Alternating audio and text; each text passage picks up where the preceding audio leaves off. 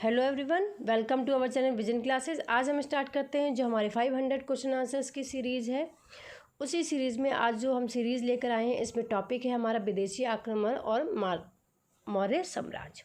इन दोनों टॉपिक से रिलेटेड जितने भी क्वेश्चन आंसर मेन पॉइंट्स को लेकर बन सकते हैं, वो सारे ही हम क्वेश्चन आंसर आज आपके सामने लेकर आए हैं। जैसे कि ये वीडियो हमारी बहुत ही ज़्यादा आने वाले एग्जाम्स के लिए हेल्पफुल हो सकती है, लाइक हमारा सुपर टेट है या जो हमारे अदर टेट हैं, सी टेट या जो हमारे अदर्स कॉम्पिटिटिव एग्ज़ाम्स हैं उनके लिए भी। तो आइए स्टार्ट करते हैं आज की सीरीज़ को। इससे पहले वाली जो हमारी सीरीज़ है वो हमने ऑलरेडी आपको प्रोवाइड कर रखी है। आप हमारी प्लेलिस्ट से भी देख सकते हैं या फिर आप हमारी इसी वीडियो के डिस्क्रिप्शन बॉक्स में भी देख सकते हैं। वहाँ पर हमने आपको और भी सॉल्यूशंस भी प्रोवाइड कर रखे हैं लास्ट ईयर जो हमारे एग्ज़ाम्स हुए थे सारे, तो वो भी आप वहीं से हमारी प्लेलिस्ट से देख सकते हैं। उसमें सारे ही आपको कॉम्पिटिटिव एग्ज़ाम्स के सॉल्यूशन प्रोवाइड किए गए हैं। तो आइए स्टार्ट करते हैं। पहला हमारे यहाँ पर क्वेश्चन दे रखा है, प्राक मौर्य युद्ध में मगध सम्राटों का अधिकार क्षेत्र भारत के पश्चिमोत्तर प्रदेशों तक विस्तृत नहीं होने के कारण कौन देश को किन दो विदेशी आक्रमण का शिकार होना पड़ा था? तो किन दो विदेशी आक्रमण का शिकार होना पड़ा था? हकामनी आक्रमण और मैसिडोन आक्रमण। जैसे कि हम लोग जानते हैं, यहाँ पर हम किस टॉपिक के बारे में पढ़ रहे हैं? हकामनी साम्राज्य और उसका आक्रमण। सेकेंड नेक्स्ट हमारा क्वेश्चन है, 6वीं शताब्दी ईसा पूर्व के मध्य किस ईरानी व्यक्ति ने हकामनी साम्राज्य की स्थापना कर स्वयं को पश्चिमी एशिया का सर्वाधिक शक्तिशाली शासक बना लिया था? तो वो कौन था? कुरुश अथवा साइरस द्वितीय था। द नेक्स्ट हमारा क्वेश्चन है, भारत पर पहला विदेशी आक्रमण करने का असफल प्रयास 550 ईस्वी पूर्व में किस ईरानी सम्राट द्वारा किया गया था? तो किसके द्वारा किया गया था? साइरस के द्वारा किया गया था। नेक्स्ट क्वेश्चन है, किसने भारत पर आक्रमण करने में सबसे पहले सफलता प्राप्त की तथा 516 ईस्वी पूर्व में सर्वप्रथम गंधार को जीतकर फारसी साम्राज्य में मिलाया था? तो वो कौन था? दारा प्रथम, डेरियस और डायरबहु था। द नेक्स्ट है क्वेश्चन, किसका शासनकाल भारत में पारसिक आधिपत्य के चरमोत्कर्ष को व्यक्त करता है? तो कौन था? दारा प्रथम था। नेक्स्ट हमारा क्वेश्चन है 107, किस इतिहासकार ने कहा कि भारत का पश्चिमोत्तर देश दारा प्रथम के साम्राज्य का 20वां प्रांत था? तो किसने कहा था? ये हेरोडोटस ने कहा था। नेक्स्ट क्वेश्चन है, हेरोडोटस यूनान के प्रथम इतिहासकार और भूगोलवेत्ता थे। इतिहास पर लिखी गई उनकी सुप्रसिद्ध कृति कौन सी है? तो हिस्टोरिका जो है वो इनकी सुप्रसिद्ध कृति है। नेक्स्ट क्वेश्चन है, भारत अभियान के दौरान दारा प्रथम का नौसेना अध्यक्ष कौन था? तो स्काइलेस जो था वो इनका दारा प्रथम का नौसेना अध्यक्ष था। किस हकामनी शासक ने अपनी फौज में भारतीयों को भी भर्ती किया था परंतु वह यूनानियों से हार गया था? तो वो कौन था? जरक्रीस था और शरायस था।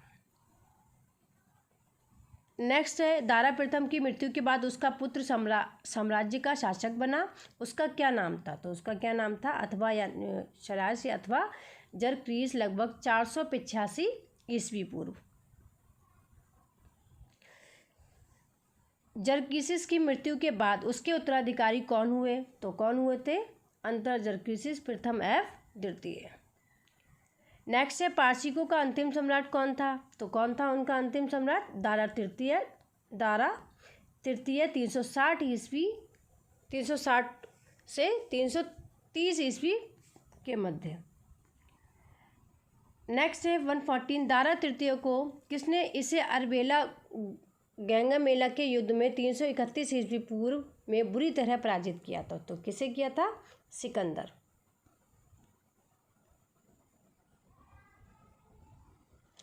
द नेक्स्ट है 115, पारसिक संपर्क के परिणाम स्वरूप भारत के पश्चिमोत्तर प्रदेशों में किस नई लिपि का जन्म हुआ था जो ईरानी अरेमाइक लिपि से उत्पन्न हुई थी? तो वो कौन सी लिपि थी? खरोष्टी। नेक्स्ट है, मौर्य शासक अशोक के किन दो अभिलेखों में खरोष्टी लिपि का प्रयोग मिलता है? तो किन दो अभिलेखों में मिलता है? एक तो मनसेरा में मिलता है तथा सहवाजगढ़ी में मिलता है। नेक्स्ट जो टॉपिक है वो हमारा भारत में सिकंदर का आगमन है।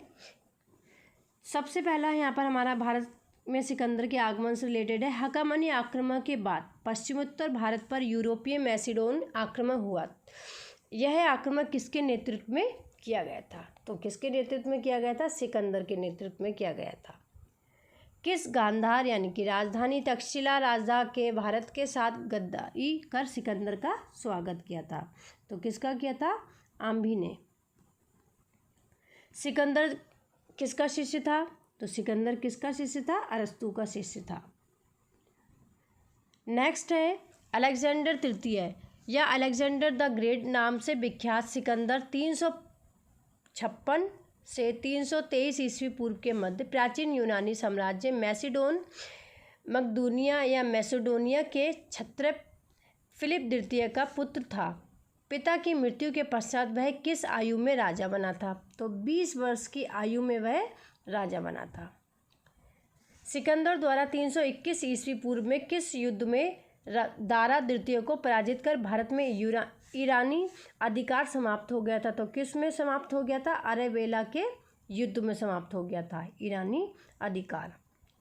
122 सिंधु कूच में सिकंदर ने सर्वप्रथम किन राज्यों को परास्त किया था जिसकी स्त्रियों ने पुरुषों की मृत्यु के उपरांत युद्ध किया, जिसको सिकंदर ने मौत के घाट उतार दिया था?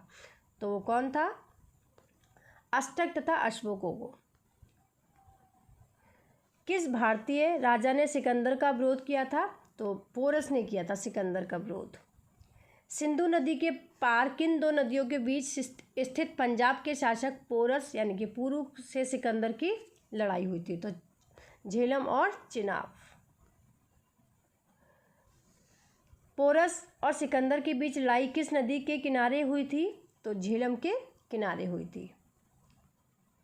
द नेक्स्ट है कटगढ़ जाति के लोग पंजाब से सबसे अधिक लड़ाकू योद्धाओं में थे। किसने कंठों की सामूहिक हत्या की थी? तो सिकंदर ने सामूहिक हत्या की थी। सिकंदर का सेनापति सेल्यूकस निकेटर था। उसका जल सेनापति कौन था? तो उसका जो जल सेनापति था वो कौन था? नियारकस था। 128 है 325 ईस्वी पूर्व से सितंबर माह में सिकंदर कहाँ से यूनान वापस चला गया था? तो पाटल से वो कहाँ चला गया था? वापस यूनान चला गया था। जैडोसिया के रेगिस्तानी भागों से होता हुआ बेबीलोन पहुँचा, जहाँ उसकी मृत्यु 33 वर्ष की आयु में कब हुई थी? तो 323 ईस्वी पूर्व के लगभग उसकी मृत्यु हुई थी। 129वां क्वेश्चन है सिकंदर की मृत्यु के बाद उसके साम्राज्य का पूर्वी भाग किसके अधीन चला गया था? तो सेल्यूकस निकेटर के अधीन उसका साम्राज्य चला गया था। 130 है सिकंदर द्वारा पहला नगर रण क्षेत्र में विजय के उपलक्ष्य में बसाया गया, उसका क्या नाम रखा गया था? तो उसका क्या नाम रखा गया था? निकैया नगर रखा गया था, यानी कि विजयनगर भी बोला जाता है उसे। सिकंदर ने दूसरा नगर झेलम नदी के दूसरे तट पर उस स्थान पर बसाया जहां उसका प्रिय घोड़ा बूफाफेला मारा था। घोड़े के नाम पर इस नगर का क्या नाम रखा गया था? तो उसका क्या नाम रखा गया था? बूफाफेला रखा गया था।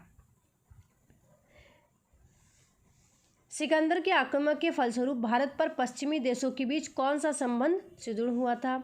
तो व्यापारिक, यहाँ पर व्यापारिक संबंध मीन्स आंसर ये होगा यहाँ पर व्यापारिक संबंध।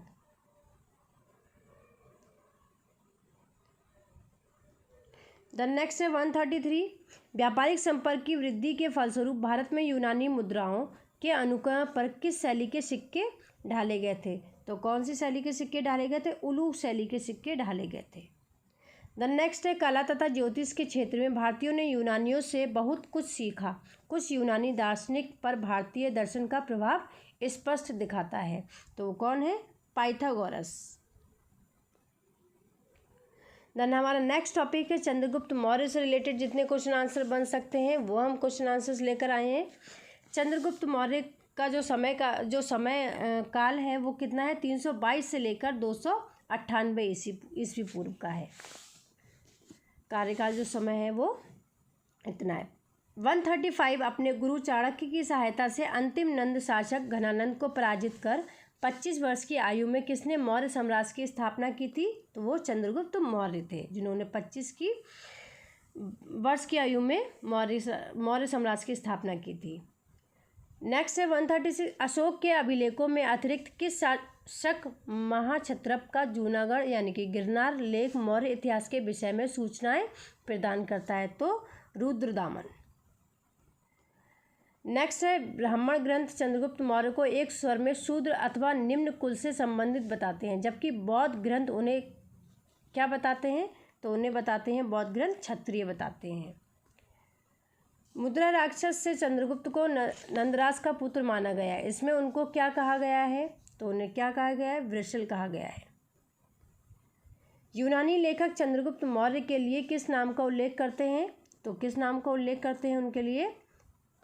एंड्रोकोटस तथा सैंड्रोकोटस नाम से उल्लेख करते हैं। यहाँ पर एक हम नोट देख लेते हैं। सबसे ग्रीक लेखक फिलार्चस 3वीं शताब्दी ईस्वी पूर्व, जिसे एथेनियस ने उद्गत किया, और बाद में ग्रीन रोमक लेखक स्ट्रैबो, एरियन और जस्टिन 2वीं शताब्दी में चंद्रगुप्त को सैंड्रोकोटस और एंड्रोकोटस कहा है।